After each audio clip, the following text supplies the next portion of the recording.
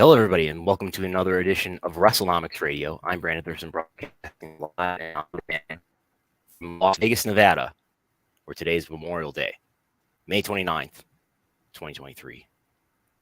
And I'm joined from Boston, where just the other morning I was leaving through the Buffalo airport and I saw the Boston Celtics JetBlue airplane, branded Boston Celtics just JetBlue airplane. On my way out. Joining me is Jesse Collings. Are the Boston Celtics still in the NBA playoffs? Yes, not only are they still in the NBA playoffs, they are playing a Game 7 against the Miami Heat tonight, Monday night. Tonight.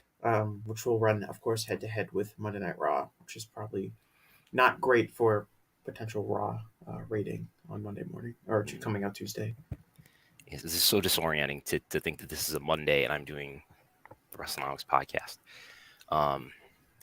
Golo is in North Carolina, I think, exploring the state anyway, let's say.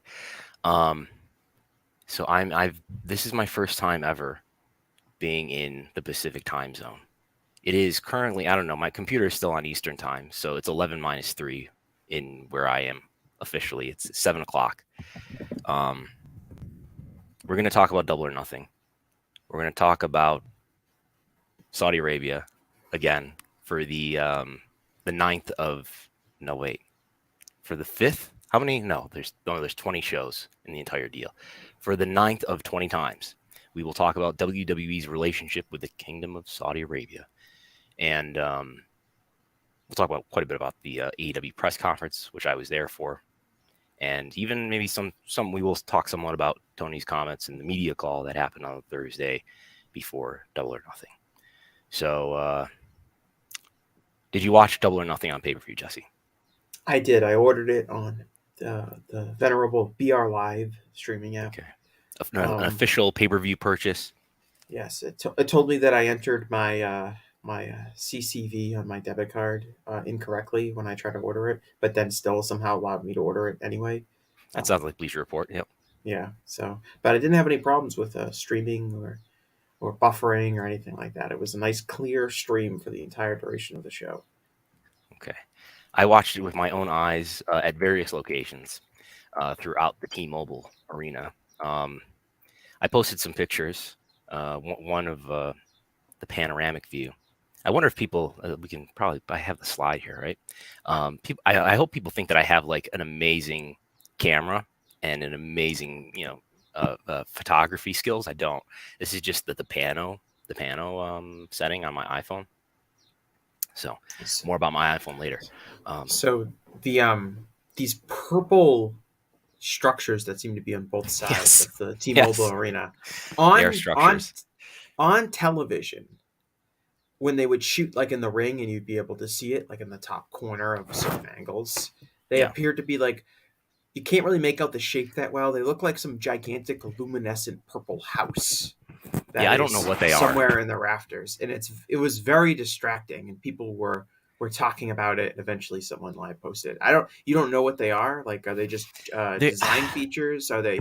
I was thinking they might be like special decks for like it could be like a cool. I think they're. I think these are suites these are like, that's what's on top of these things are suites. Mm-hmm. Yeah, I think that's what's in this. Going on there. In this arena, of course, hosts a lot of big boxing matches. UFC runs here a lot, right? I believe so, yes. Yeah, so there's a lot of big money kind of events taking place. So there's a UFC logo like permanently up in the upper level there. You did not get. It appears you did not get as good of a seat as Brian Alvarez, judging by this photo. I heard they were in suites. They did. This is not where they Chico. Do you know where the green shirt guy for WWE pay-per-views is? No. The guy who wears a smiley face green shirt, right in front row, directly opposite the hard cam at every single WWE pay-per-view. I've heard something about there are certain fans who are at every WWE pay-per-view. You seriously don't know this guy. He's been on your screen for hundreds of hours at this point. He wears a green T-shirt with a smiley face on it. You Well, don't know he's who I'm no talking Vlad about? super fan. He's no ECW hat guy. No, this guy's at every single show. Anyway, the point is that Chico was like right across from the hard cam in the front row, and you could look at him the entire duration of the pay per view. And then you posted this photo, and I said they clearly didn't give Brandon as good of a seat as Brian Alvarez. To be fair, the seat I was sitting in for this photograph, I was not ticketed for. I did buy. Now let's be clear here. I did buy a resale ticket that I forget where it was. It did comp media, as they always do. So they sat media where they always sit media, which is like directly opposite side of where the entranceway is, and just about in the center, or just off a little bit. Yes. But clearly, by your ability to go up into the balcony and take this photo, and a seat that you said you were not ticketed for, would imply that there were available empty seats in this. There are certainly available empty seats. Very, very strict security and ushers here at this building. First of all, they would not let me bring my backpack in, despite being credentialed media. Apparently, this is a T-Mobile thing. They are strict. This is a strict arena. But no, there were, as I posted on, you can see them on my Twitter. I don't have them in the slides, but they're definitely on the hard cam side, where the hard cam is. Lots of empty seats, just huge. Mostly empty sections there, about 2 sections. Upper level was not full. Upper level on the hard cam side was draped. So, I mean, there's thousands of seats up there that just weren't open at all, that had a big black drape over them. WrestleTic's last count. Oh, no, keep going. Real quick. So WrestleTic's last count. This is in the spreadsheet anyway. 10,550. That is not a final count, I assume. So I assume WrestleTix will have a final count maybe later. There were discounted tickets on Access, which is the official ticket vendor for T-Mobile Arena. You could, with a coupon code at least, you could get 4 tickets for $40. So there were discounted tickets happening here. For on Friday or Thursday, the burger and fries deal, which was fake. Comps, I don't know. If comps were especially bigger than usual. In any case, this is not a sellout, and I doubt it was $1 million gate. Tony did not say that it was. How would you describe the atmosphere for the show? Oh, good question. So hot for the Battle Royal, which is the opener. Not very hot for everything in between that and the last 2 matches. The Statlander winning. Beating Jade Cargill, very hot. One of the biggest pops of the night when she won.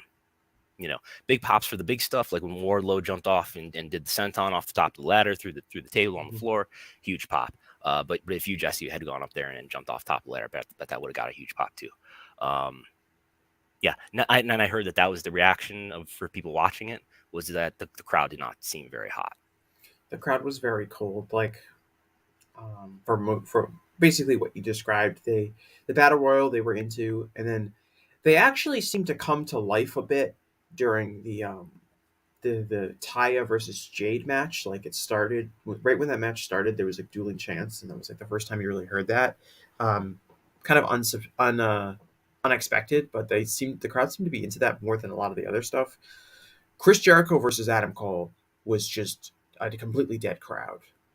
No heat from the audience. Absolutely nothing during the match. 0 pop for Adam Cole winning. The finish got boos, and I felt that was promotion heat for people did not like that finish of the ref stoppage. I didn't. I know the match was bad, so I'm not surprised that the crowd wasn't into it. But for stars of that caliber, getting really no reaction, like I'm talking like you could hear a pin drop during this match. It was really surprising. I just even when the announcer was like, and the winner Adam Cole, I didn't even hear boos. I heard nothing. And you usually, even in a match that people don't care about, even for a wrestler people don't really care about, there would be like a level of polite clapping and maybe a little cheering when they announced the winner of the match, and that was that was non-existent to my ears. For cage match at this moment, we're recording at about just after 11 a.m. Eastern. 6.55 is the rating on cage match through 209 votes. That is substantially lower than a usual AEW pay-per-view. You have to go back to it's on the level of Revolution 2021, and it's just a little bit below that, and it's the lowest right now since All Out 2020, which has a 5.8. Yeah, and and for my book, it feels about right. I didn't think that this show was like a terrible wrestling show, but it was clearly below, I think, the expected average of AEW pay per views, and um, the crowd kind of reacted to that way. I don't know if you could pin that on the build for the pay per view wasn't very good, so these matches didn't feel hot, um, or just the execution wasn't there. Like I think I, in Cole versus Jericho, I just think the execution was really bad. I thought the storyline for that match was fine leading up to it, but the performances from both guys, and I think especially Jericho, um, was like shockingly bad, and I think that really hurt the pay per view after a very fun battle royal that was kind of got the crowd going and had a nice a very good interesting finish that the crowd seemed to respond well to. And that kind of set the tone for most of the pay per view, really until Statlander came out. yeah. Someone has made the point to me that the best AEW storylines are the ones that are happening off screen. So I think there's just a lack of emotional investment in a lot of the stuff that they're showing on the pay per view. Those last two matches were pretty hot. The stakes were high. I think the 4-way build is not great, but people still treated the title match like it was a high stakes title match, And and the Anarchy in the Arena was nuts. yeah, and the thing about the 4-way that really stood out to me in kind of like a negative way, in how, and not nothing to do with the 4-way itself really, but when the 4-way started and the guys went out and they just started doing big moves and wrestling at a crisp pace, it was like the first match on the show where I was like, this feels like an AEW match. This feels like an AEW show of guys going out there, doing big moves, working fast, crowds into what they're doing. Everything else on the show really was very plotting. Like the trios match that's supposed to be typically kind of a fun, fast paced, um, almost Dragon Gate style 6-man tag match was like this long limb work match where they isolated Anthony Bowens, and it wasn't fun. It wasn't like a terrible match. The execution of it was fine, but just the type of match it was not the right match for this kind of crowd in this kind of environment. Jericho versus Cole was very plotting. The tag team match was very much a shenanigans match. Um, Although I thought that actually overachieved too. You had the ladder match, which I enjoyed, but was also kind of a plotting match where it's guys taking a long time to set up moves, as is most ladder matches are going to be, especially a singles ladder match. And so, like by the time we got to the 4-way, I was like, oh yeah, this is like a normal AEW match. This is what this promotion was built on. And I think that kind of fun, dynamic, fast-paced performances were largely lacking on the show, especially after the battle royal ended. And I think it hurt the crowd, and I think it hurt people's interpretation of the pay per view. Yeah, I mean, I feel like it's kind of indicative of where AEW is right now, and in that it's not as hot as it once was, and whatever is happening on screen is, well, for one thing, not as interesting as what's happening off screen, at least to me. I don't know if fans more broadly or critical mass of fans are following the news behind AEW for that to matter a ton, but it's whatever's happening on screen is not connecting emotionally enough for this show to be hotter and for it to sell better too, at least in terms of ticket sales. We don't know what it did on pay-per-view. No one asked. I asked 2 questions in the press conference. I didn't ask, partly because I don't know that we're getting really reliable information in the last couple times did in the press conference. So let's see. So did you listen to the media call on Thursday with Tony? I didn't. I read a recap of it, but I can't say I've listened to the media call itself.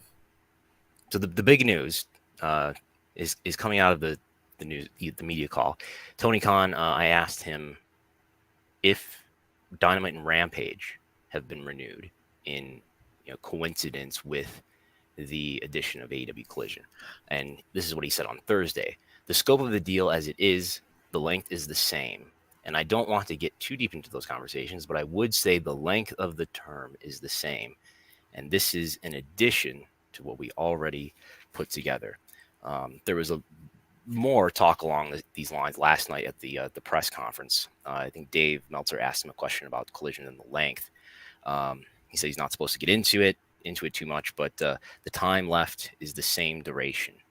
I take this to mean that AEW's TV deal did not change in terms of length. So it's going to expire this year, December, or next year, December, if WBD picks up the option. I strongly suspect they will. But there certainly has not been a new deal put in place between AEW and WBD, which is what we expected by the time we recorded last week. No new deal, additional show.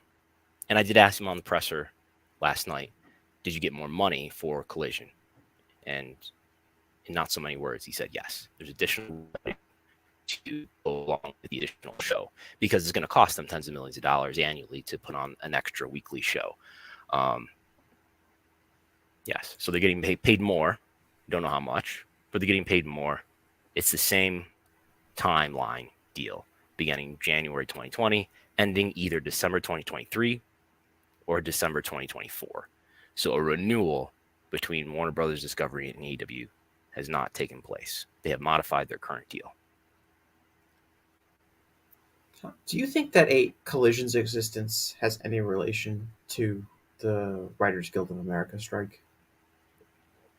No, I doubt it. I'd be surprised because this is probably something. I mean, when did we start to hear murmurings of this happening? Or a better question might be, when was the trademark filed? I think that was like Marchish or something like that, and that's pretty far away from the WGA strike, right? Yeah, I mean, I wasn't following the WGA strike at the time. I assumed that there was a belief that they could potentially strike, dating back quite a while. Right. So usually they don't just strike overnight. WGA strike started on May 2nd, but who knows how long in advance it was, expected to happen. And again, I don't know how many properties on TBS and TNT are impacted by the writer's strike. As we know, they've really gotten away from scripted series, and over the last few years. But part of me thinks that Collision did kind of come to, while you did say they filed the trademark back in March. Did February 15. I'm looking at the filing now. February 15, 2023 is when they first filed for AEW. But it still kind of came together relatively quickly, and the fact that it's seems to only have a contract for 18 months, if we believe what Tony said about the length of the deal not ending, would seem to imply it may be seen as almost at some ways, a short-term solution to producing content during a time period where it might be difficult for the Warner Bros. Discovery umbrella altogether to produce content. I think I'm not an expert on what other scripted programming is out there, but since Zaslav has taken over in WBD, they've cut. I want to say they've cut a lot of scripted programming. The few scripted programs that they had left for those networks, at least some of them have gone away. And I'm guessing they look at wrestling, and Tony did say on Thursday that it was David Zaslav's idea. David Zaslav literally came to them and said, "We want to have more wrestling, 2 more hours on TNT." He's the anti-Jamie Kellner. We'll see about that. My impression is that they view wrestling as economical programming. That it's probably a lot cheaper for them to give AEW whatever incremental payment they're going to give them, tens of millions of dollars a year to cover the tens of millions of dollars a year in expense, maybe a little bit extra, versus doing another Snowpiercer or what. I don't know what the Snowfall. I don't know. You name the Snowfall TNT. is an FX show, but Snowpiercer was a TBS and TNT show. They're advertising some sort of new show on TNT. It looks very expensive. I forget what it's called, but it involves time travel of some point. And they've been advertising it a lot over the last few weeks. I've noticed it during Dynamite. Uh, and it looks very expensive. And I was thinking, like, I thought they got rid of all these, expensive shows. Yes, it's called the Lazarus Project. Okay, that Um, sounds familiar. And that is yeah, a so show that is actively running on TNT. it is new. New, Um, so it it is hasn't a debuted it yet. is a it has not debuted yet. It is a 8-hour series that is going to debut on August. No, it was announced last August. Okay, so some scripted June programming 16th. is still around. June 16th. It has 8 episode series. On June 16th. Um, another point I want to make here about the Collision is I can see. I mean, for one thing, just to set the table a little bit, there were reports leading up to the WBD upfront. I'm sorry, Brandon. I was just completely wrong. The Lazarus Project aired last year and was renewed for a second season that's coming out this year. Okay, but being renewed. Um, so leading up to the WBD upfront, there were reports that there was going to be a new deal, a whole new, brand new deal announced between WBD and AEW. That didn't happen. There were rumors that it was going to be $1 billion deal. Looking at it now, I think I might have said it at the time that it makes a lot of sense from WBD's point of view. Why would you lock yourself into an additional 5 years that hasn't even started? That's not going to start for a year and a half. There's a guy with a leaf blower outside my window right now. If you can hear that. Why Yes, would you I lock can. yourself? Why would you lock yourself into a 5-year deal or a 4-year deal to include a show, AEW Collision, that's in terms of quantity, as opposed to letting it be around for 6 months or for a year and a half and to see what kind of rating it delivers, and then you know its value. Right. That makes sense. Just like how most TV seasons are ordered for a pilot before you commit to a longer And deal. Tony did say, somebody asked him what he thinks the AEW Collision can do for a rating. Do you recall this moment, Jesse? Yes, he says he believes it can beat what episodes of Dynamite that have aired on Thursday or on Saturdays. He believes it can do better than the best Dynamites that have been preempted to Saturday. So I looked those up. He's referring to, I believe the last time, he's right outside my window now. The last time AEW Dynamite was preempted to a Saturday, I believe, is October 2021. So that's early in the Punk run. It's being preempted for early NHL regular season games, right? This is the infamous West Coast speculation. Oh, is the West Coast time change, whatever. Anyway, this is on Saturday. 0.28 in the demo and a 0.22 in the demo. So the 0.28 did 727,000 viewers. The 0.22 did 575,000 viewers. Long story short, I mean, if you want to adjust for time and say, well, that was like 2 years ago, going on 2 years ago, maybe adjust for cable attrition and whatnot. But in any case, I would be shocked if beyond the first month or two, AEW Collision is doing anything in the neighborhood of a 0.28, maybe even a 0.2. Right. So that's basically what Dynamite is doing. 0.32 this past Wednesday, not going against NBA playoffs, but yeah, it's doing in the low 3-0s, the high 2-0s. Very optimistic take from Tony Khan. What do you think it can do for a rating?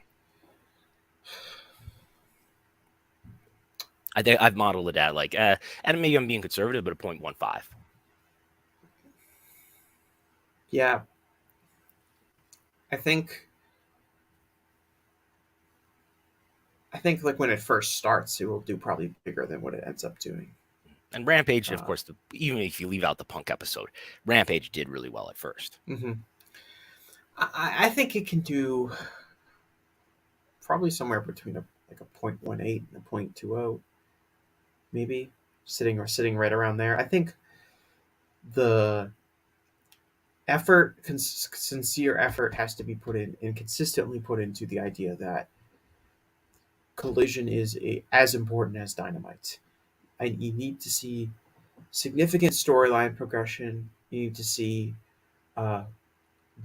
big matches given away on Collision, just like big matches are given away on Dynamite. need to create the idea that if you want to see important stuff happening in AEW, you have to watch Collision in addition to watching Dynamite. Ultimately, Rampage was sunk by the idea that you really could skip it every week, and because everything really important happened on Dynamite. Rampage was just filler. Maybe there was like a mid card feud that mainly took place on Rampage, but you didn't have to. The world title match program was never being really explored on Rampage after a certain point. Certainly wasn't being defended on Rampage at a certain point. Chris Jericho's storylines didn't really take place. Don't really take place on Rampage that much.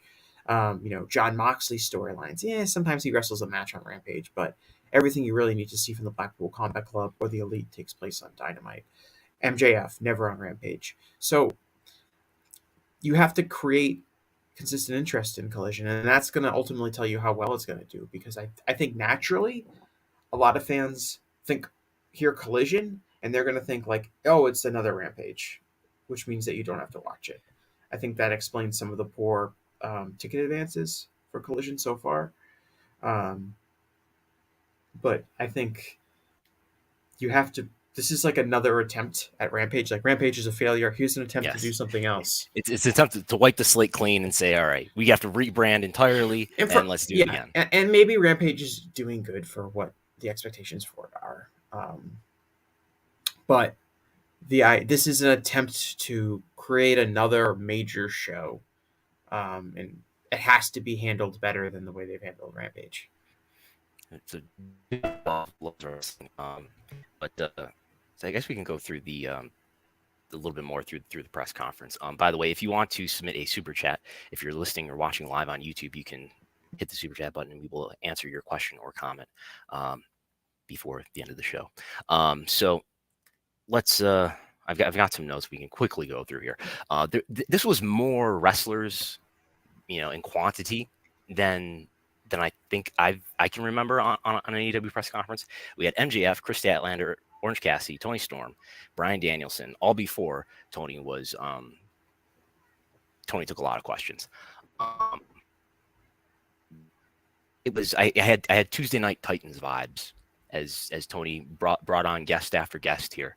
And he just did sort of the false, okay, I'm ready for questions, and then MJF storms in, which is something that's happened before. Let's see here. MJF said that he thinks that the idea of a last match main event is dead. He called New Japan an indie fed.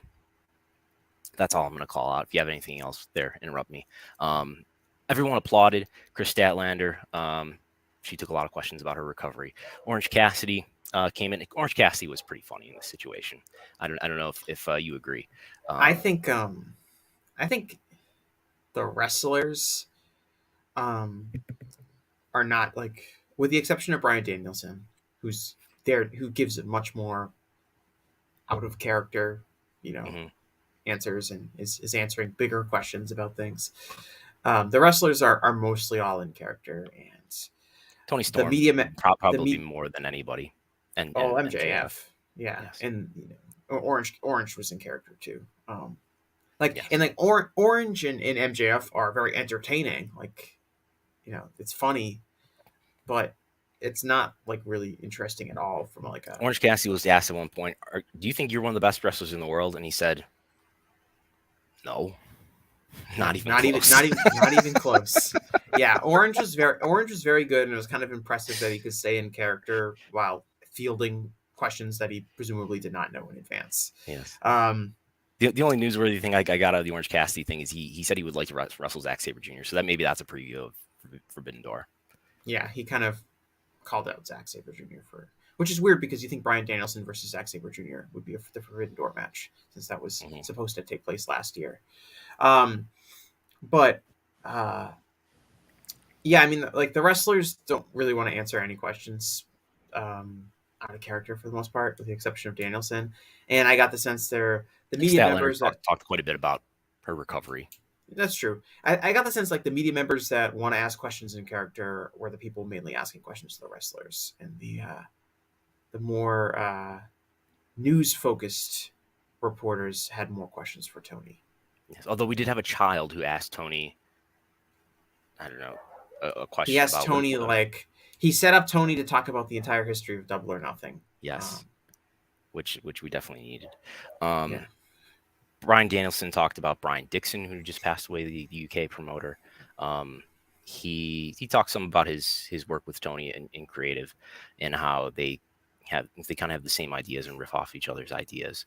A lot of teasing. That looks like maybe we're gonna get a Nigel McGuinness versus Brian Danielson match somewhere down the road, maybe at All In. Jesse rubbing his hands together for those listening only in audio. I'm so excited. I loved it when I think it was a British reporter asked about Yes, Nigel. from what culture?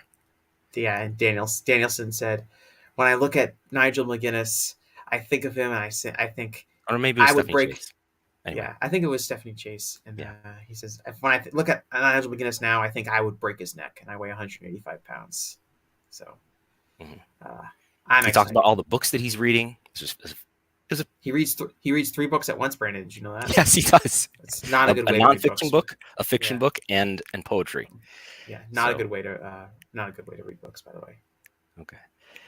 So then we got onto the Tony Khan portion, and he was asked about All In and All Out. He basically wouldn't comment on it. He was very polite, though, of course.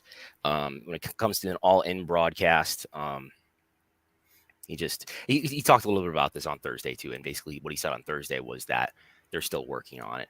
I have been softened on my view that this is going to be a show that's going to run on Max in the United States.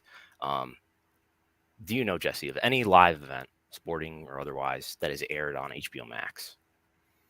I can't think of one. Yeah. So, unless that happens soon, I don't think that this is my tentative view. This is not going to air on Max in August. So, we got more talk on the collision, the length of the contract, which we talked about already. He was asked about crowd reactions by Dave. He confirmed to me that the collision deal means incremental money. He was asked about CM Punk. There was CM Punk mentioned in this press conference, and he just said, I can't tell you that. So when he was being asked about whether CM Punk was going to be at the United Center for the first collision, and he talked about it in such a way that if it definitely was going to happen, I would think that he would not have answered in the way that he did, saying, I can't tell you that, and he can't get into it. Yeah, obviously he doesn't want to, give away the surprise there. The All In show is now, according to Tony, past 65,000 tickets sold, roughly 65,000 tickets sold, well over $8 million for a gate. So Dave that it's more than that it's greater than the record, because Tony had already brought up the Cardiff event, which he's referring to, the Clash at the Castle, which according to W's filings is $8 million for a live gate. I think Dave was calling 8.1. In any case, 8 million. He says it's well over 8 million, going on 9 million. So that would be the biggest gate in UK history. He expects Jushin Liger to be in Canada for the Martha Hart. Hopes Jushin Liger can come to yes. Canada. He joked at one point that maybe a partnership with UFC is out. He talked about his ratings expectation, which we talked about. He was asked about Goldberg and whether he's had conversations about Goldberg. He said yes, he's had conversations about Goldberg. He didn't want to get into AEW related conversations about Goldberg. And All Access, the show that they ran after Dynamite recently, he doesn't know if it's going to be renewed, but he said lots of positive things about it and said the network was happy with it. Lots of applause for all the wrestlers too, by the way. Those are my quick notes that are relevant. A lot of people letting the wrestlers know that they think they're great. Mm-hmm. They're very happy for their success. Yes, and I've been to other press conferences now where the applause. I feel like I'm kind of fixating, but the applause has been not as universal as this was. Like everybody. You included? You were clapping? No, I didn't. Was Dave clapping?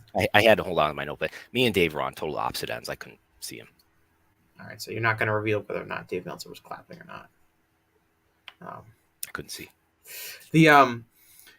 I thought Brian, and this is not necessarily Wrestlenomics related, but I thought Brian Danielson's answer on how do you become like a good wrestler Mm. was very interesting when he talked about how like Daniel Garcia, and how he could maybe get over faster in the immediacy if he did like cooler moves or took more risks or things like that. But the fact that he focuses a lot on the fundamentals means he'll have more longevity in the sense that wrestling now is going to be what's working in wrestling now will be different in 10 years, and you need to have the ability to master the fundamentals and be able to pivot using those fundamentals Who taught to, him his to fundamentals, by change. the way? Who taught him his fundamentals?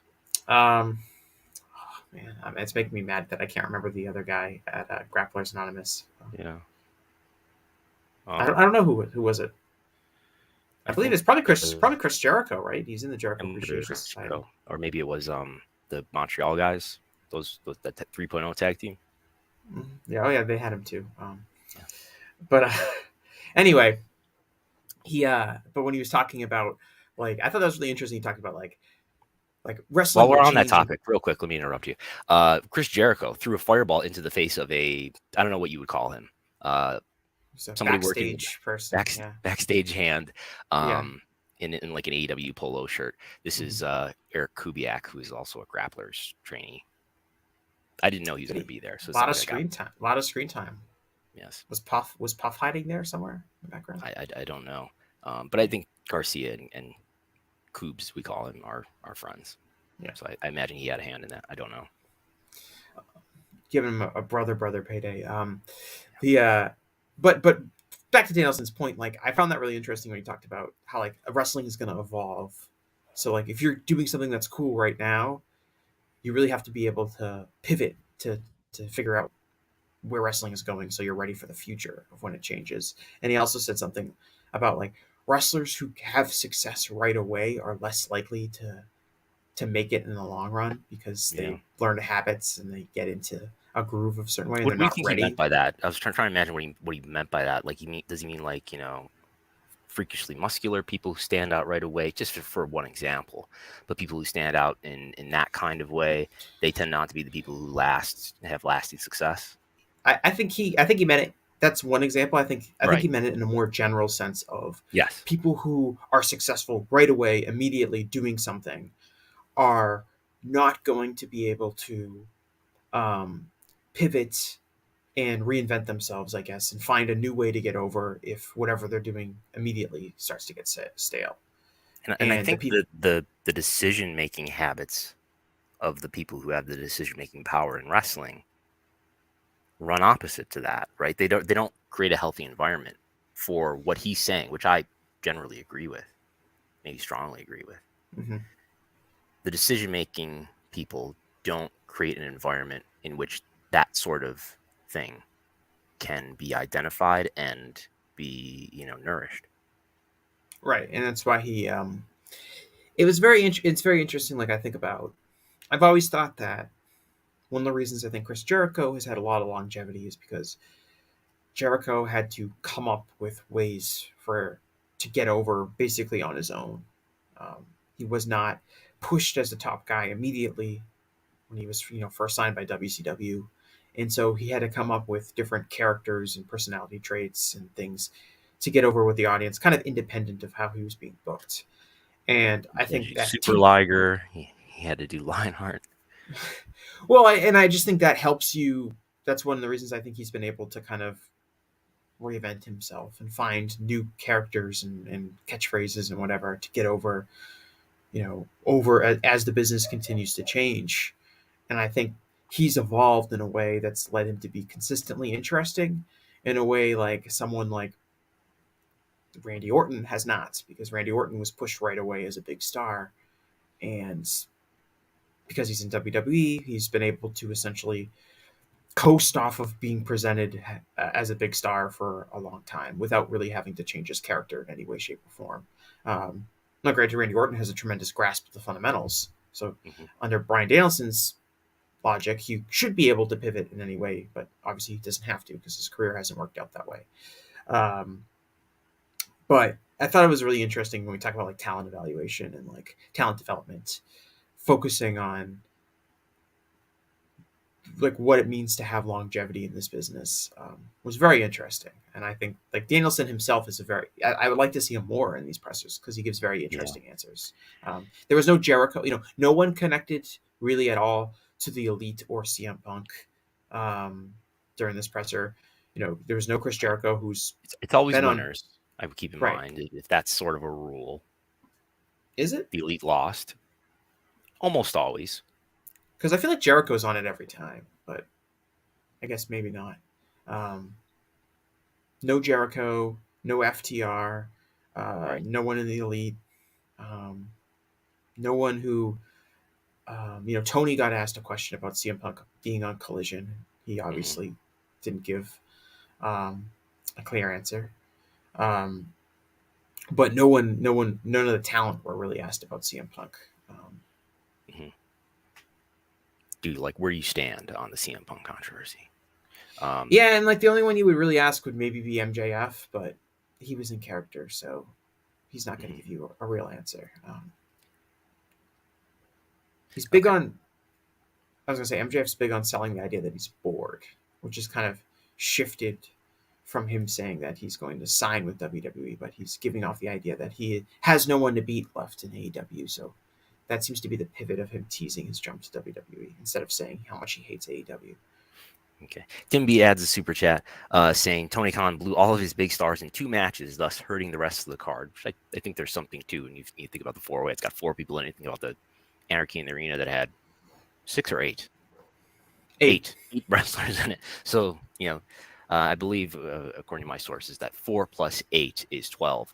So that, you can nearly put on a whole wrestling show with 12 wrestlers. Yeah, and I said this. I did a preview for this show with Warren Hayes on his podcast, and I said, like, if you look at this card, look at who is just in the Anarchy in the Arena match: the Young Bucks, Bryan Danielson, Kenny Omega, Hangman Page, Moxley, Claudio and Yuta. You take those people, remove that match and disperse all those names throughout this card. You probably have a much more robust, interesting card.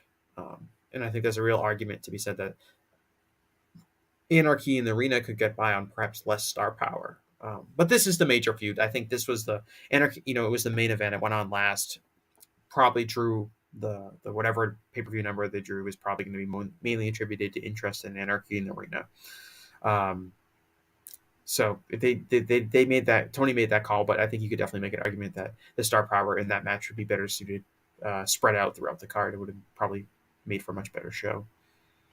And in hindsight, I think the crowd would have been more exhausted if that had gone before the 4-way match. So just because there was so much happening there, maybe you could have timed it differently if you were going to do it the other way around. In any case, okay. Thank you for the super chat.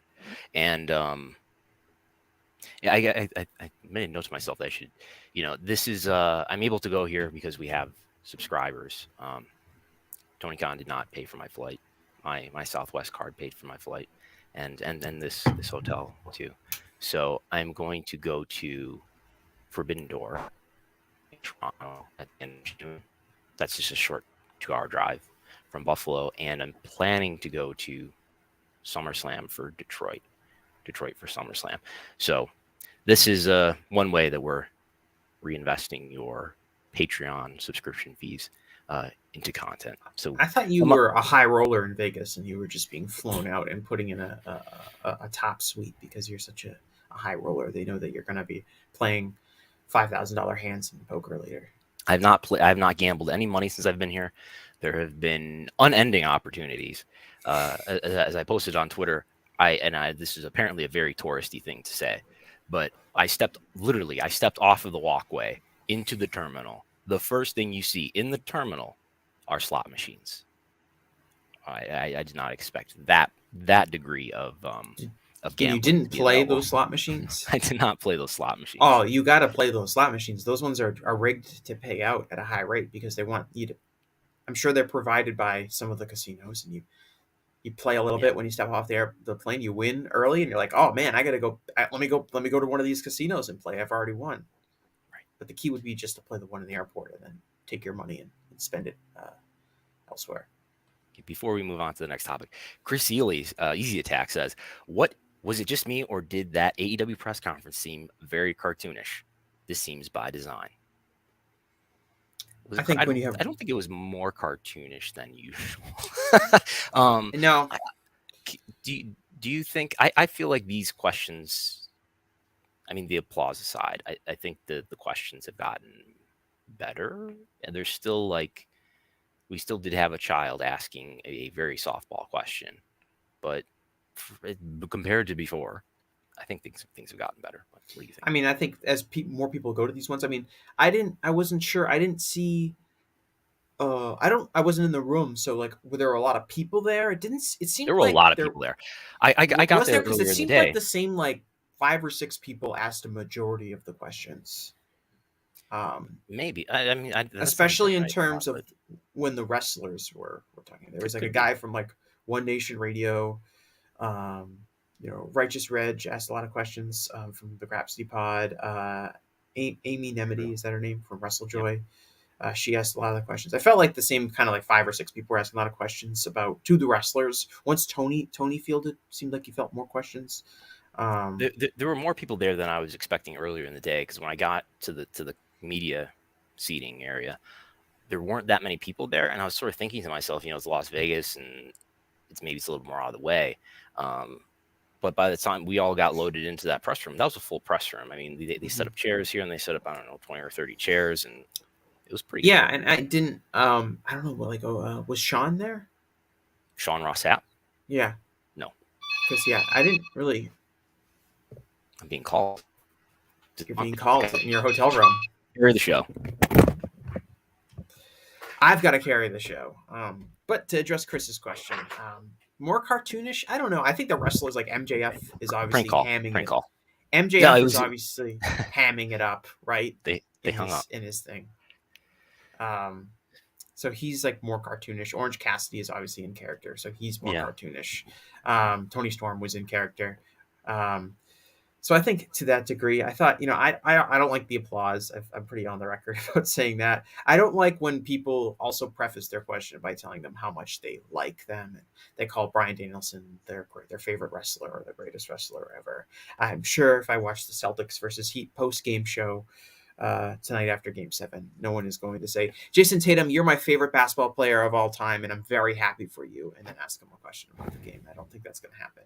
I think in general, one thing, if I'm giving advice, and this, I don't really care what your question is, but this is good advice.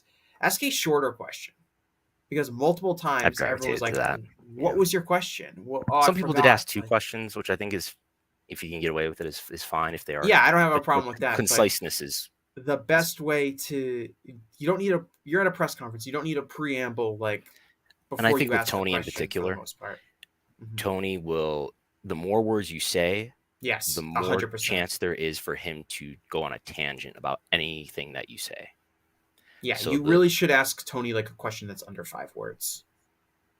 And if you go to other press conferences, whether it's a sports press conference, whether it's a political press conference, a news press conference, for whatever, and I've been to a million of them, the questions you should be asking are, who, what, where, when, and why. Really basic kind of stuff. If you want to ask Tony, like if I was there, I'd ask Tony, be like, Tony, do you have an estimate for what the pay-per-view buys were for this show?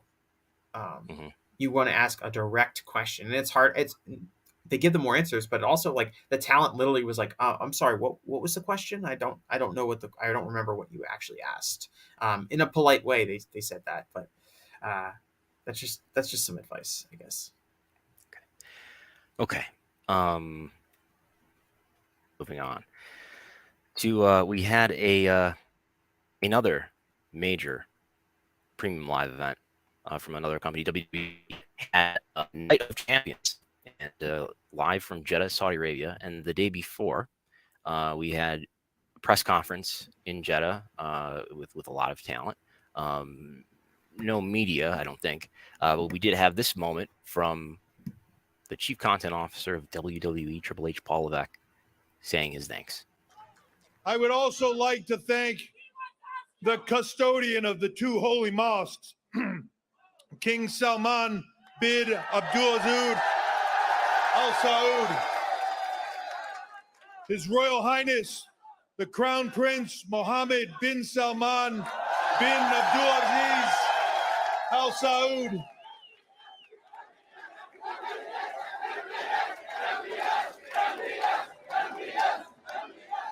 And I'd also like to thank the GEA. Without the GEA, none of this would be possible. Their championship effort allows us to be here every single time. Thank you to the GEA. So thank you to the GEA. I forgot to thank the GEA too for at the top of this podcast. And the GEA is the General Entertainment Authority That is correct. in Saudi Arabia. That's correct. What is Triple H saying here, Brandon? What is he saying? He's saying, wow, we really love our partners here. The General Entertainment Authority, which is an entity that's within the Saudi government. We really thank them for their $50 million that they're paying us for this with interest.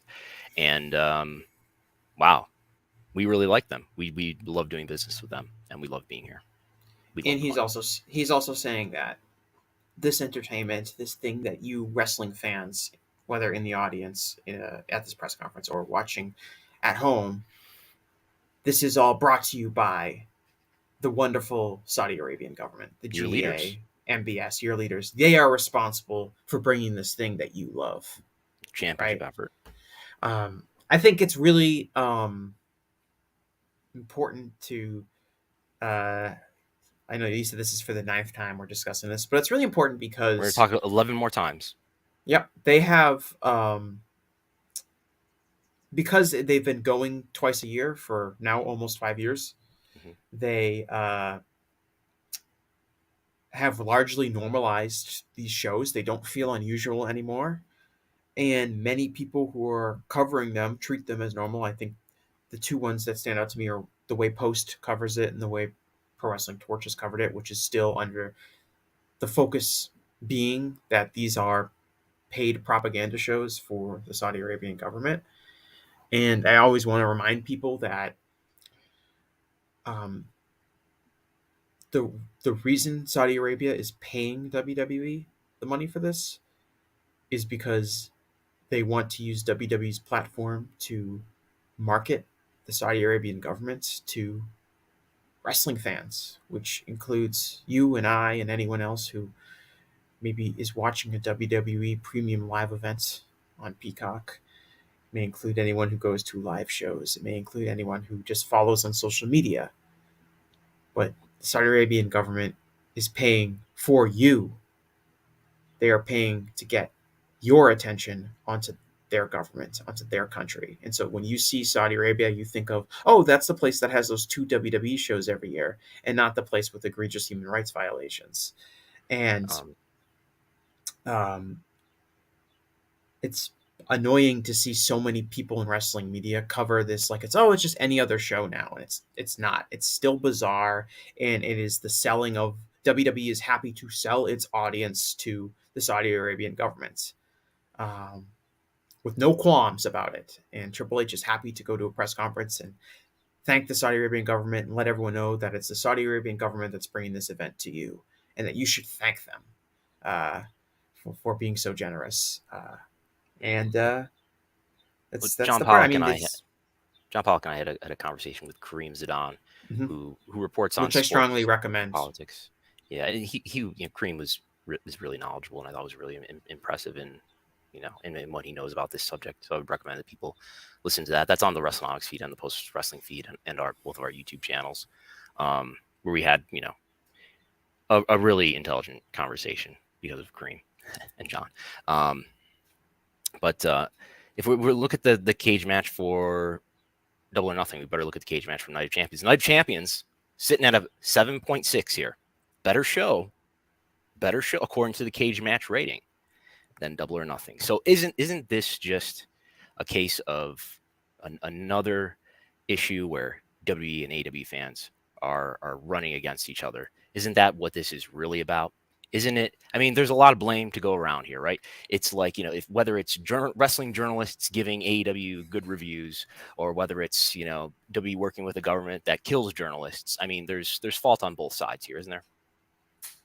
No, there's not. I know you're doing a bit, but obviously the two things are very different. And whenever I tweet something about Saudi Arabia, people tell me that Well, everything's not great in America, so you can't fault WWE for going to Saudi Arabia. Unless you have a problem with them. You don't see W doing a show, or you don't see W, for one thing, doing a show where they're, saying, we would like to thank President Joe Biden for his, and people chanting Biden, Biden, or Yes. Trump, or whoever you like less. That would be the equivalent. I'm not going to make excuses for anything the American government does, but that's one of the differences, and the money is the other major difference. Then again, I mean, whether it's John Moxley bleeding every time he gets in an AEW ring, or WWE accepting hundreds of millions of dollars from an authoritarian totalitarian murderous regime, I think there's in blood money, there's blood issues on both sides of this equation. I think you have to admit that at the end of the day. I think that, and I know you don't have an iPhone, Jesse. I know you're in the Google world, but if you have an iPhone and you're tweeting about what a problem it is for W to work with the Saudi government, this is another criticism that people have been saying. Like, how can you be critical of the Saudi government when you're using an iPhone that is manufactured in China? And hey, look, China's got a lot of human rights violations. Look what they're doing with the Uyghurs. You can just start there for one thing. Right. I do think the difference being that I'm not being paid $50 million by the Chinese government to glorify their leadership. Right, and that's ultimately what the problem with these shows are. If these shows were mainly just shows in Saudi Arabia, they like to run in Saudi Arabia because they feel like they can draw there or whatever, like they do with all of their shows in Europe and when they go to South America occasionally and places like that. That would be one thing, but these are obviously bought and paid for shows with the idea that they are creating a positive impression of Saudi Arabia, really to encourage tourism, because that's really, this is, the was this Vision 2030? That's the Saudi Arabian government's as the economic plan. Economic plan, which the idea being as the Saudi Arabian economy, which is largely dependent on petroleum, as that becomes, as the world theoretically becomes less dependent on petroleum, Saudi Arabia will need to find other ways to bring people to make money in its economy, and one of the ways that they're going for is tourism. So they're spending a lot of money on. One of the takeaways, that I got from the conversation with Kareem is that this is maybe less about improving Saudi Arabia's image around the world as it is about establishing Saudi Arabia as a leader within their region, within the Middle East or within Southwest Asia, to establish them as a political and economic leader within that area of the world. Right, and they're very competitive with, very competitive is probably too nice a word, with places like Qatar and the UAE and other places that have also made large investments in entertainment. Obviously, Qatar having the World Cup late last year being probably the biggest example of that. I do think that what has helped these shows become normalized to a lot of wrestling fans is that the last several Saudi Arabia shows have been well received. After the first several shows were very poorly received. Obviously, this better than Double or Nothing, according to Cage Match. Right. So the idea, well, if we're talking about Cage Match ratings, we have to talk about NXT Battleground. 9.12. Yeah. The Saudi Arabia shows, I think during the first several incarnations of them were these like almost weird events that took place in a vacuum where wrestlers were coming out of retirement and having these kind of bizarre dream matches between these wrestlers who were in their 50s. And they were just kind of these strange events. And the last few shows that they've had have been more like typical WWE pay-per-view events where major stuff has happened amongst wrestlers who are active on the roster on a regular basis. And I think that's probably an understated part of this story. Is if it's going to be effective. Go ahead. And that's normalized these shows more, as opposed to these like bizarre monstrosities where, you know, Undertaker and Kane is wrestling coming out of retirement Shawn Michaels and Triple H, and these weird And matches Goldberg is that dropping the Undertaker on his head, and these weird matches that are almost happening in a complete vacuum, which made the shows seem more bizarre and odd than they already were. The fact that they're being treated basically the same as any event that they would be running in the United States from a storyline perspective has probably helped normalize them. And the fact that they're good, they people brought see like a them random sumo wrestler for the Greatest Royal Rumble. right. That's often brought up because I guess I don't know if it was MBS or someone else in the government Somebody wanted supposedly Yoko. this is supposedly Yokozuna they wanted, but didn't realize So this is the legend. Yeah. yes, but since Yokozuna has been dead for like 20 years, they had to just find a random other sumo wrestler and pretend that he was a Yokozuna-like character. I forget his name. Yeah. Okay. So I guess I posted a few things on Twitter, and there were about the show, including the comparison that this relationship has now reached with this show, because it's $50 million, and people forget, people don't know that this is the number, $50 million per show, not per year, per show. 50 plus 50, according to my sources, is $100 million per year. And pandemic notwithstanding, they do two shows a year. So $100 million. That's, in a year like this one, about 7% of W's entire business. Okay. Earlier years where they were making a little bit less total revenue, it's even higher. It's as much as 10% when this relationship started. So it's a huge portion of their total revenue. If you compare it to every WrestleMania ticket ever sold in today's dollars, it's well above that. It's about $300 million. Every WrestleMania ticket ever sold, going back to Hulk Hogan, Paul Orndorff, Roddy Piper, and Bob Orton, and Mr. T, and all that. 1985, 39 years. It's about $300 million. This is at $450 million within 5 years. It will be $1 billion when this is all said and done. So I think we're going to end up at multiples of whatever the WrestleMania total would be at that time. Yes, just for some frame of reference. The Saudi Arabia deal as like a reference point is much closer to like their deals with the TV deals or Peacock than it is with like a very successful gate like WrestleMania. Right. The difference, I guess, to me and probably to the lay fan is like that it's just apparently an event, though. There's no distribution that's happening, right? As part of this. It's not like no, it's selling. It's to sell the Saudi Arabia government to the wrestling fans. It's advertising. There's like I was reading a book. It's called. I want to make sure I get the title right.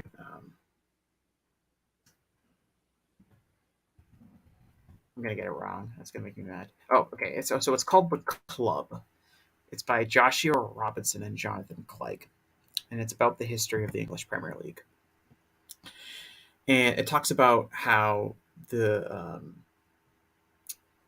UAE, the Emirates government, purchased Manchester City and pumped a bunch of money into Manchester City to make it, the most dominant club in England, which succeeded in doing it. This is not Man United, which might be bought by the Qataris.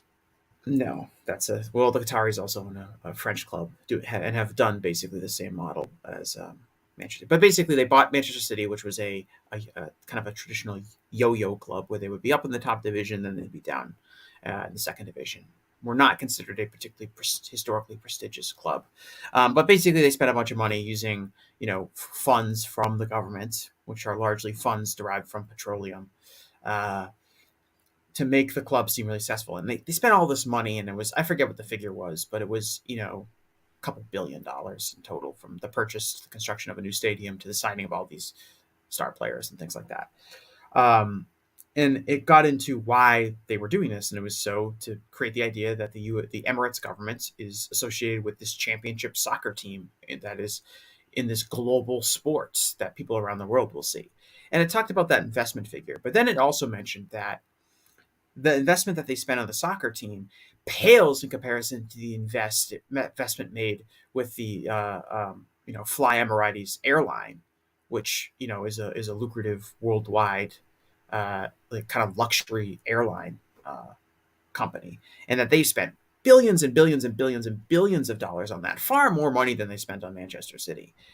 But the whole idea was to take the Emirates name, slap it on all these fancy planes, have them fly all over the world, and so people that are flying first class somewhere are seeing, man, the Emirates, they know how to build an airplane. Look at me, I've got a service coming right to my seat. I've got a huge chair I can lay down. I can watch all this stuff on television while I'm flying. It's flying in the best experience possible. And it all goes to show like how much money these governments are willing to spend to change their public image, which largely to most people is seen as this backwards place that is far behind human rights evolutions. And so the money that they're spending on WWE, now this is Saudi Arabia, this isn't the Emirates, but the game plan is the exact same. The money that they're spending is the $50 million is nothing to them, because we're talking about an investment fund that has kind of unlimited resources. It has the wealth of an entire nation backing it, and to a degree, it almost can't be calculated. So they're willing to spend so much money, and it's such a and WWE is morally, has no problems taking that money. And that's WWE is one of the only kind of, there are other companies that have done things in Saudi Arabia. There's certainly other soccer players and leagues that have taken money to go to Saudi Arabia and Europe. But, we talked about like Endeavor, didn't Ari Emanuel return a huge investment from the Saudi government following the murder of Jamal Khashoggi? Yes. But WWE's been the company that's willing to take that money and look the other way. And I'm just looking here. What is the market cap of, let's say, Saudi Aramco? It would be one of the biggest businesses in the world. $2 trillion when I convert it from Saudi riyals to US dollars. $2 trillion. So for some context, what are the biggest businesses in the world? I believe are Microsoft, Apple, and Amazon, which are in the trillion range. Yeah. So we're talking about, like, it's like when we talk about the streamers, we talk about like, okay, NBCU has this amount of money, Paramount Plus has this amount of money, and then there's Apple and Amazon, which kind of have like unlimited money in a way to spend on rights if they wanted to. Apple is now $2.76 trillion in market cap. Yeah, and the Saudi Arabian government is kind of like that in the sense that they have so much money that Amazon they can spend 1.23 trillion. Right, because there's no way that this investment is worth it. Like there's no way that this is a value investment, which is, it's worth paying WWE $50 million per show for them to have a wrestling event each Paul year. Levesque did say this was the fastest selling ticket event in the history of this relationship. Yeah, I imagine the Saudi government is collecting that ticket money, but we're probably talking tens of thousands, hundreds of thousands of dollars on $50 million. What a job Paul Levesque has, right? He's in charge of creative, kind of.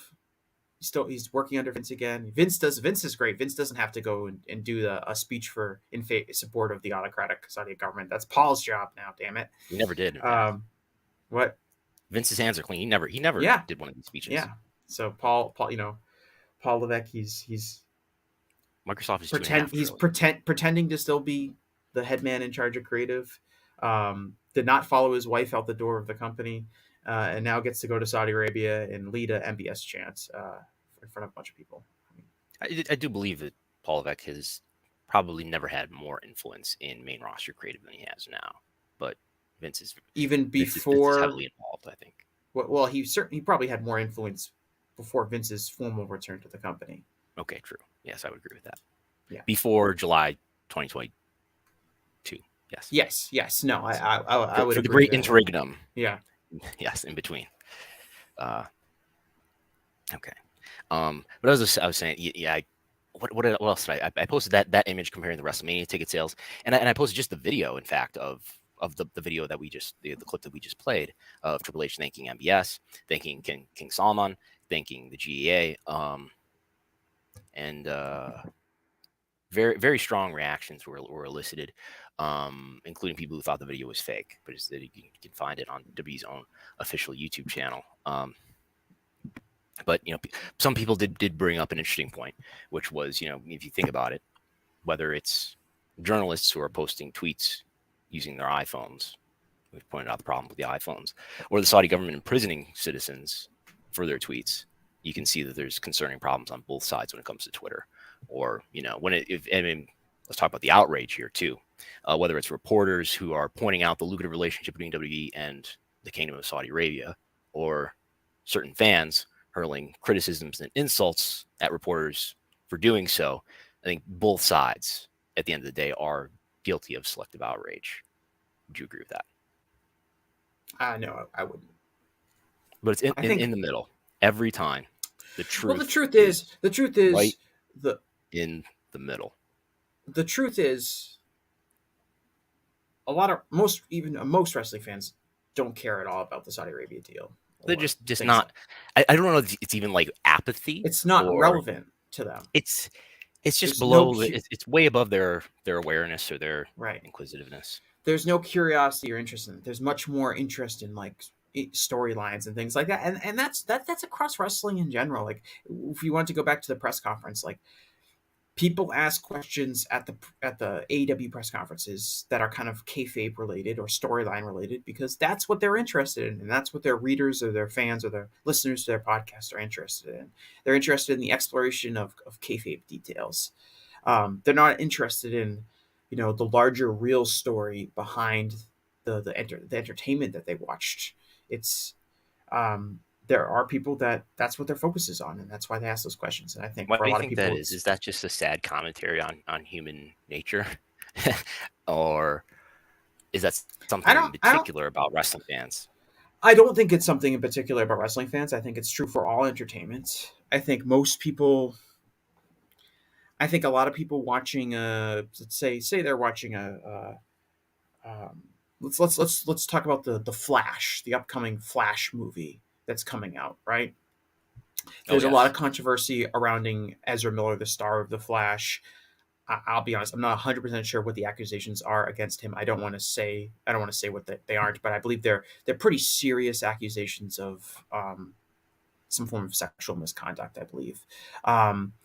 And there's a lot of people who are like, I'm not going to watch The Flash. I'm not going to support Ezra Miller and the company that's going forward with presenting him as a star of this movie.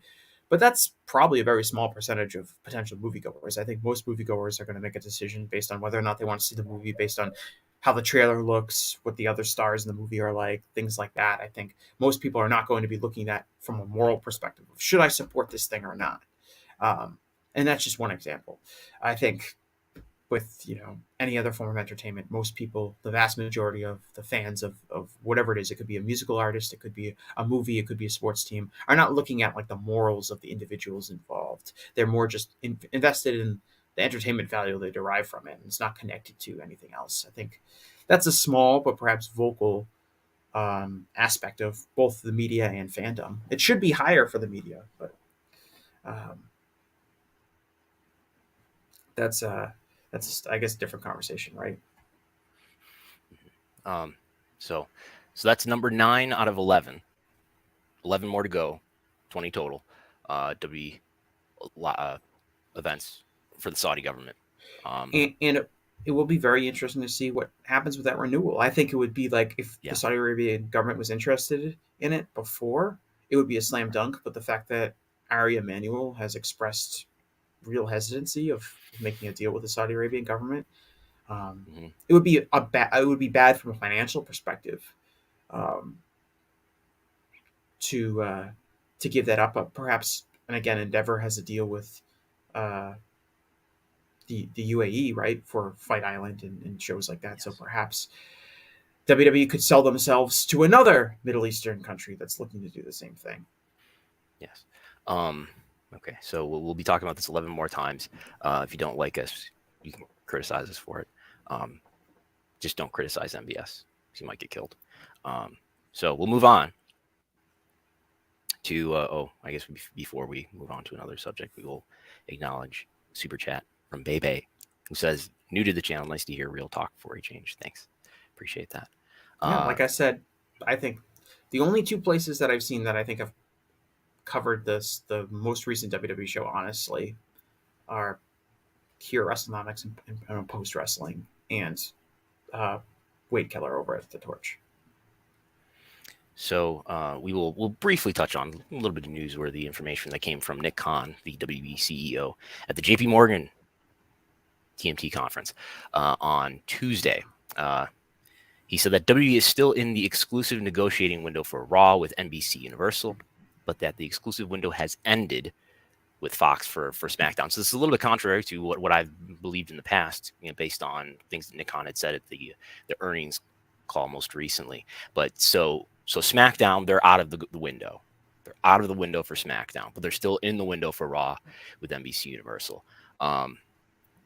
He basically said that, hey, we did 3.6x for an increase on TV rights fees in 2018 for the deal that they're currently under, and basically said it's not going to be as great as that deal, but it's still going to be. We're still expecting something great. He said.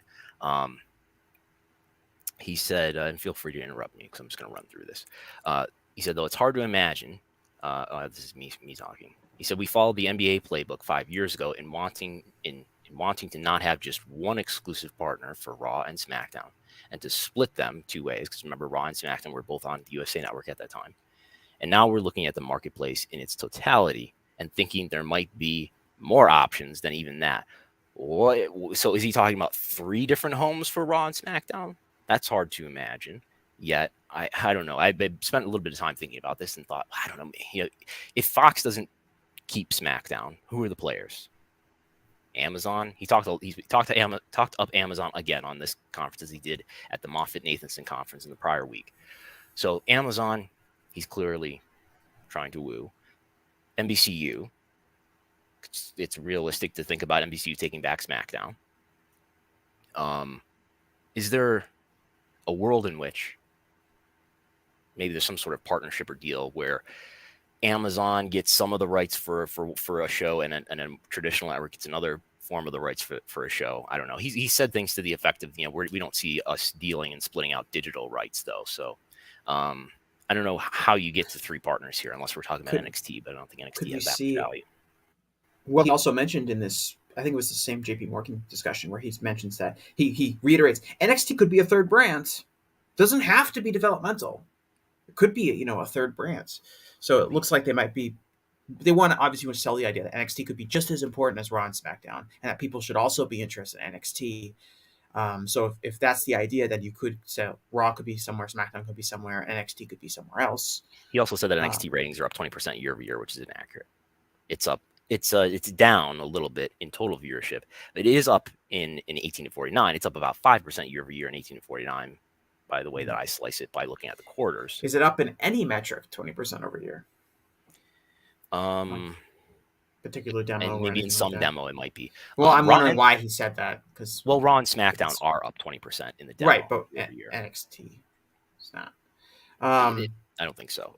Maybe in 18 to 34, but I don't have it in front of me. I think it's, he said that about NXT. I think splitting Raw and SmackDown, like Raw being some weeks on like one network and some weeks on other. I mean, he also mentioned things like, could Raw be run head to head with Monday Night Football on NBC if they wanted to do that? So let me read the quote here. It says, Raw is 3 hours. We don't anticipate that changing. But there's internal conversations on the 10 to 11 hour to make it a little more adult themed. It's something we're discussing internally. He also added that we're still open to a third hour for SmackDown. So if you heard the news about AEW Collision being 2 hours of additional weekly wrestling content, and you figure that's great and that's not enough, third hour SmackDown is on the table. Fox, as it's currently constituted, he said, is a 2 hour prime time. So Fox, as people may know, only has prime time window from 8 to 10. It's not like the other networks that have 8 to 11. So that's the deal that Fox wanted to do 4 or 5 years ago. So if it goes somewhere other than Fox, no reason why it couldn't be 3 hours or 8 hours or whatever. Yeah, and there's it's kind of interesting. I'm trying to think of like a way, like NASCAR has an interesting contract where, if I have it correctly, it's NBC and Fox both have contracts with NASCAR, and for the first half of the year, they're on one network, and the second half of the year, they're on another network. and they rotate back and forth each year. So one year NBC will have the first half of the schedule and Fox will have the second half. Okay. And the other year, Fox will have the first half of the schedule. That's and probably NBC a will more have the realistic second way half. to think about it than what I was saying earlier. Yeah. Right. So like they could do something, and with NASCAR, it's like one year you get the Daytona 500, which is obviously the biggest race of the year, and then the other partner gets the playoffs, the chase for the cup. And isn't March Madness something like that too? Where I know CBS and Turner, WBD, they have rights, but though they alternate what they have, and certainly the Super Bowl alternates year to year. I'm not sure. I feel like CBS always has the championship game and things like that. The Super Bowl does alternate between the four or the three network partners. Something alternates. Like maybe it's the NBA final. I don't know. NBA finals are always on Super Bowl. Super Bowl at ESPN/ABC, and then I think it goes back to Fox and NBC or CBS. So that could happen. I mean, here's I think everything that kind of said the last few weeks that we've kind of discussed here all stems back to the idea of he wants to create the idea that WWE is flexible. WWE is willing to do kind of anything that any prospective broadcast partners want them to do. You want the shows to be longer, they can be longer. If you want them to be shorter, they can be shorter. You want NXT to be a third brand with main roster stars, we could do that. We could put more stars on NXT. If your buyer wanted that, we could. You don't want Raw, you want Raw, but you don't have space on Monday night. Raw could be on Tuesday night. We're not married to that idea. So everything he says is selling the idea that WWE is willing to work with whatever any prospective streaming partner or network partner wants them to do, which is smart. That's what you should do when you're selling a product, is sell the idea that you're flexible. Is Vince McMahon really that flexible? Would they seriously entertain the idea of Raw moving off of Monday night? Would it be even a good idea to move Raw off Monday night? I'm not sure, but it seems like that's kind of everything he says. The 10-11 hour could be more mature. It could be a different rating. If that's what the broadcast partner would want, then I'm sure they would accommodate that. But I take this all as, he's trying to give off the idea that WWE is willing to work with whatever any prospective buyer wants them to do. Which obviously, I think when it comes to things like, could Raw really move off of Monday? Well, if you pay them, there's a premium to make that happen. I think that's where you get for the right business partner, they'll do anything. Right. What do you like? What do you think of like a more mature WWE product even looks like? Like a TV 14? We're talking adult themed. Yeah. What does that even mean? Blood, maybe, in certain situations. Blood for sure. I think blood for sure. Blood's like the only... Under Vince, it gets very hazardous, I think. I think blood and swearing. Yeah, I think honestly, this is going to sound crazy because of what the general narrative is, that PG has ruined WWE or whatever. I think going to a more mature theme would be a hindrance to WWE. Outside of blood and maybe swearing, but I think it would be a bad thing for WWE. I think they'd be focused on more gross out humor. I think there'd be a lot more like sex storylines. I think it would probably not be a positive for women performers. I think there'd be a lot more poorly done, poor taste storylines really, and characters. What is Mattel's stomach really for things like that, and what is the reaction from advertisers? And it's just something that we always hear alluded to or theorized, and we just don't know firsthand, and I don't have a great grasp. But the notion is always that, well, they can't do blood and violence and things like this because they do action figures through Mattel, and that's a really valuable partnership. And you want to have kids to be able to, parents buy action figures for their kids, so you got to have a PG product. How important is that? I don't know, but it's certainly to some degree it is. But I just think from a quality standpoint, I don't think Vince McMahon's vision of a more mature themed wrestling show is going to be better than what it is now. I think in a lot of ways, being hamstrung by not being able to do as much as maybe they have been able to do in the past, the product is a little bit better. It's certainly more respectful to women than it was 15 or 20 years ago. Maybe that's just an inherent sign of our culture, but I would be very concerned if I would be concerned about what a more mature themed WWE product is. On UK rights, UK fans alert, UK media partner Sky was disappointed, he said, with the lack of televised events in the UK, and that's something that they're addressing and with Clash at the Castle, Money in the Bank in London. Yeah, they've been doing Raw and SmackDown at the O2 for all those years, but in terms of really big events, obviously they hadn't done a big pay-per-view there since SummerSlam 1992. He seemed to be pushing the idea that Sky is going to be a bidder along with current partner BT Sport for the next round, so that the UK deal, I believe, will expire like 3 months after the US deal, so that'd be at the very end of 2024, which will be the next priority along with the India deal after they're done with US deals. On recruiting, my ears went up when he said this, that under the previous recruiting strategy, he said, quote, "It was mining the independent wrestling territories to find the next great WWE superstar. So soon that we mined a lot of that. And yes, there will be stars that continue to come out of there." He went on to talk about the great NIL program. A little bit of a moderation in Nick Khan's tone here on recruiting, where to my maybe sensitive ears on this subject, he's been more dismissive of independent wrestling and whether that's a real source for talent. That being said, I would really agree that independent wrestling has been mined, not just by WWE, but by AEW. And I almost had like a flash of thought watching the pay-per-view in the building last night during that Anarchy in the Arena match and thinking about, almost all these wrestlers, I guess with the exception of Moxley and Cesaro, Claudio, were on the independents not that many years ago, or at least you could book them, Ring of Honor could book them, let's say. And now they're all, that being a symbol of what's happened, the independent wrestling has really been mined. And I think, I don't want to get into a long discussion about the US Indies, but I think that's what's happened. It's not like something inherently wrong with the independent wrestling scene as much as it's been harvested. And I don't know if it's ever going to get better, or if this is just sort of the appropriate valuation and evaluation of that talent. On the NXT Battleground show, you watch it right, and enjoy let it. me do a hold on, let me do a quick I want to do a quick count here, but I wanted to ask you, like, I'm looking at this card because, and we talked about NXT. NXT is obviously they pivoted very strong a couple of years ago. They got rid of a lot of like the independent wrestlers or whatever, and focused a lot more on WWE homegrown talents. And whether it's people who they're signing off NIL deals, or they're just college athletes that they've recruited after their college playing days were over. In the show NXT, the television show, it often has a lot of like green, inexperienced wrestlers on it, with the idea that it's being a true developmental show.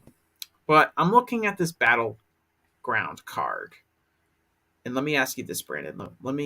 How many of these wrestlers on Battleground? It appears, looks like there's about 15 wrestlers on the show in total in matches. How many of those wrestlers do you think were WWE trained wrestlers? What do you mean by that? Wrestlers who were this is a problematic categorization, as I've discovered. That were trained and developed by WWE and did not have substantial independent wrestling experience. If I'm writing the filings, all of them are ours. We trained all of them in the Performance Center. You're welcome. What I'm saying is, I've done research projects like this in the past, and it gets really hard to draw an objective line. We all know what we're trying to talk about. I'm not trying to say that what you're talking about isn't meaningful. It is, but it's really hard to draw that line because there's a gradient, and it's harder to draw it black and white. Right. Who is okay? I want to say, like, did you have X number of matches that we can find in cage matches, not a complete record? Mm-hmm. We have to lean on things like that. All right. Well, how many of the 15 wrestlers do you think are people that were signed without substantial independent wrestling experience? Substantial. Half of them. So it's 4 out of 15. Who had or didn't have? I mean, 4 out of the 15 wrestlers were trained by WWE, basically. Okay. So then this is, again, the new NXT, right? Mm-hmm. but I don't know if it's shifting or not because I'm looking at this card. So I'd say the Creed brothers are trained by WWE for sure. Tiffany Stratton, trained by WWE for sure. And Braun Breaker, trained from WWE for sure. The rest of the names on the card, all to me had very substantial pre WWE experience. You know, Wesley, Joe Gacy, Tyler Bate, those guys were all in the independents for years. Noam Dar, Dragon Lee, obviously from Mexico, Ilya Dragunov and Dijak, both substantial years on the independents. Gallus, obviously, are veterans from the UK. Lyra Valkyra was a wrestler on Ireland for getting signed by WWE, and Carmelo Hayes obviously had a few years on the New England Independent. So it's not even that to me. Those are pretty clear cut, not trainee people. I was thinking during the press conference last night too that the class of the uncharted territory talent. We've got MJF, Orange Cassidy, Chris Statlander, Carmelo Hayes, Brandon Thurston, all have gone on to do great things. What can you say? Well, I was gonna before you include yourself, I was gonna say they were all working with a very good veterans that could teach them the solid fundamentals that they would need. I don't think I worked with any of those people, but they're very talented. Yeah. Well, you're in the back, you're in the locker room or whatever. I mean, well, it goes to show where the Indies were, and especially where Beyond Wrestling was in the Northeast in general with finding talent. Obviously, I think the Creative Pro early class has gone on to be very successful as far as training talents. A lot of it is some of these people, like some people are going to be generationally talented, like MJF is. But I don't know. I was looking at that. I thought it was kind of interesting. It felt more like and obviously it's gotten great reviews, the Battleground show so far. But it feels like you look at that. It feels more like the earlier NXT takeover events, which were obviously stuffed with veteran indie wrestlers going out and having their best matches possible. And this one seems closer to that. Okay, I'm showing the AEW pay-per-views I wanted to show. Yeah, NXT Battleground is sitting at over a 9 rating, and it will probably get a little bit lower, but it'll. Ilya Dragunov and Dijak was the highest rated match on Cage Match history for a period of time last night. It has since fallen down to a 9.43 after 155 votes. I'll have to watch it for sure. But yeah, to get back to, I brought that up just because I think it goes into Nick Khan. I wonder if they're going to make a sincere attempt at making NXT seem like more of a viable third brand if they believe that it is more valuable that way to market it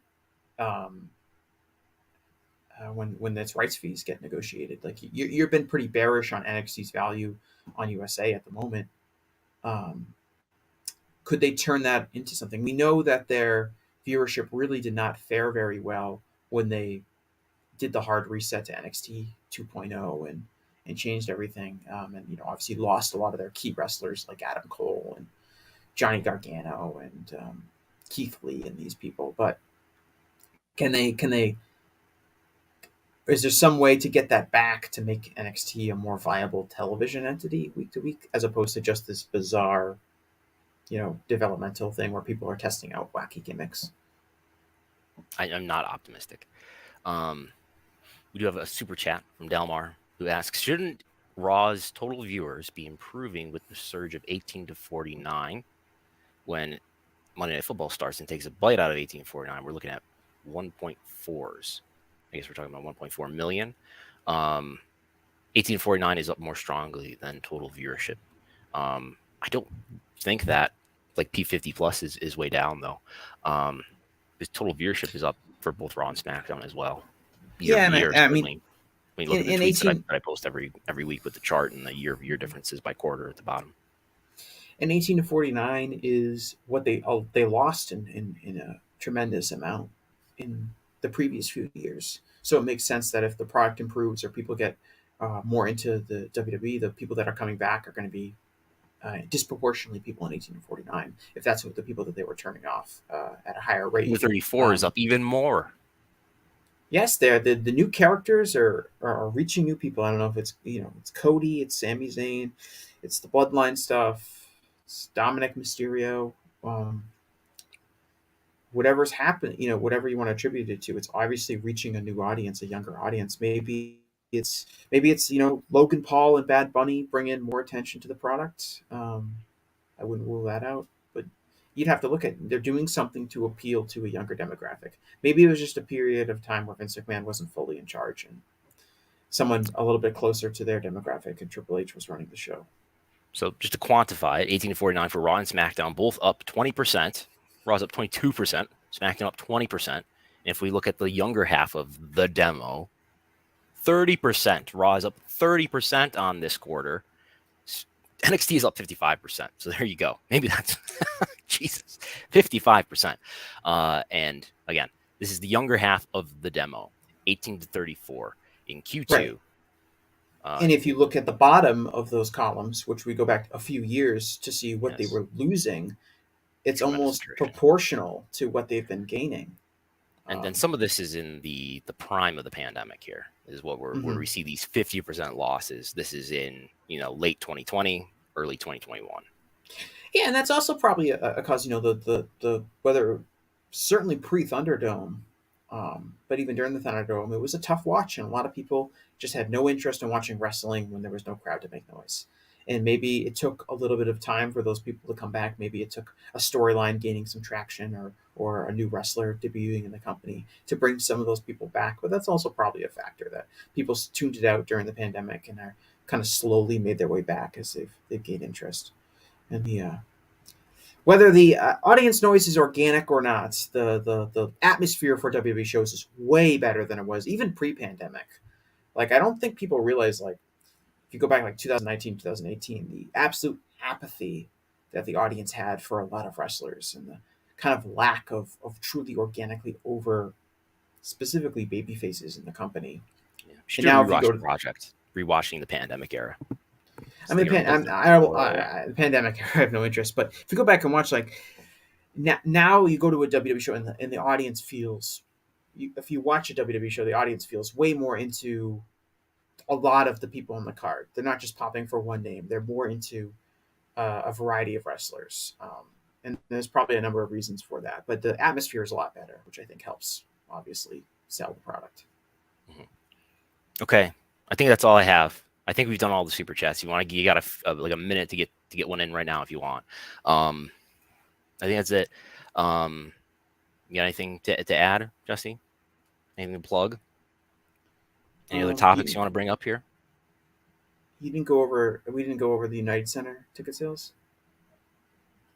United Center ticket sales. I think I have the WrestleTix spreadsheet out here. United Center is on June 17th in Chicago, Illinois, and the latest WrestleTix number. I don't know if he's posted this. I apologize if I'm jumping ahead here. 6,526 is the latest count in the spreadsheet from WrestleTix. 6,526 for. I mean, what did they put in here for the first dance? 14,000 or so. Was there? Yeah. So that's the attendance, and those tickets. They announced the United Center on Wednesday. And the tickets, pre-sale started pretty obviously soon after that. It was only a few days ago. Was there any CM Punk vibes at Double or Nothing last night? Was the crowd chanting for us? There were some negative CM Punk signs I could make out in the audience, but was there any? I saw some people around in CM Punk merch, but there were no other CM Punk vibes. Yes. Interesting. Yeah, I know, because I'm really curious to know more about like the audience, because I don't know if it could have been a crowd miking issue. The crowd wasn't that hot for the middle part of the show. They were hot for the last two matches. Yeah. They were hot for the Battle Royal. They were hot for the biggest moments in the middle of the show, but really not that hot for everything. I think what you heard on the telecast is basically what was happening. Do you think there were too many gimmick matches on this show? I think there was not enough emotional investment in enough of the card. And maybe there's something to Tim B's point about putting a lot of wrestlers in a few matches, especially the key matches at the end, that spread the talents that people care about a little bit Yeah. thin. Yeah, your best wrestlers. Really, for sure. Like, if you look at who have had the best matches in AEW history, it's a very disproportionate number of people that were in that Anarchy in the Arena match. Wheeler Was the Yuta, another Uncharted Territory alumni. Yeah. Was the Anarchy in the Arena match difficult at all to watch live? There were people popping for stuff, and I was like, "What are they popping for?" I mean, they saw what was happening. I was like, I didn't know what was happening at times.